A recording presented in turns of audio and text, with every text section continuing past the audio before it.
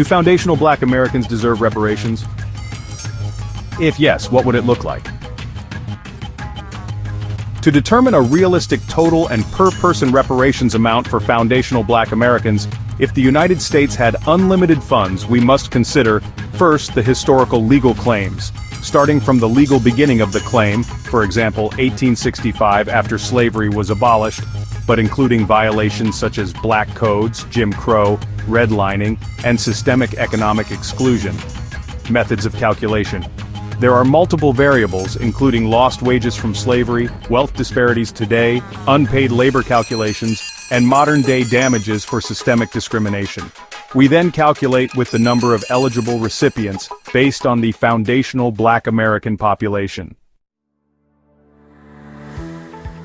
Step 1. Key estimates for total reparations. Several studies have attempted to estimate reparations, unpaid wages from slavery, starting in 1865. The total enslaved labor value, calculated by economists, ranges from $20 to $97 trillion, adjusted for inflation and compounded interest.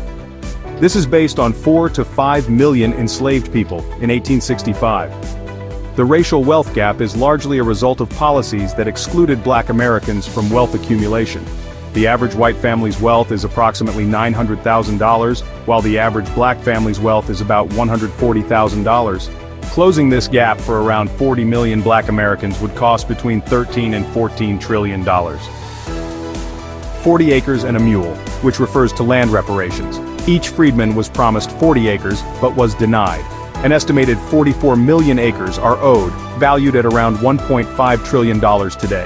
Losses from segregation, discriminatory housing policies, exclusion from Social Security benefits, and targeted economic oppression. Some estimates add $10 to $15 trillion for these damages. Total reparations estimate. Combining these methods, the low end is $14 trillion, focusing on the wealth gap alone, and the high end exceeds $97 trillion, accounting for the full value of lost labor plus damages.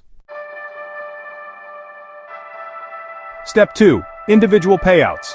The number of eligible foundational Black Americans is approximately 40 million, a conservative estimate based on United States Census data. Per-person payouts. The low estimate of $14 trillion total results in $350,000 per person. The high estimate of $97 trillion total results in $2.4 million per person. Including land, which adds around $1.5 trillion extra, would add approximately $37,500 per person. Step 3. Realistic payment models. If unlimited money was available, payouts could be structured as lump sum payments, direct $350,000 to $2.4 million per person. Trust fund model, paid over 20 to 30 years.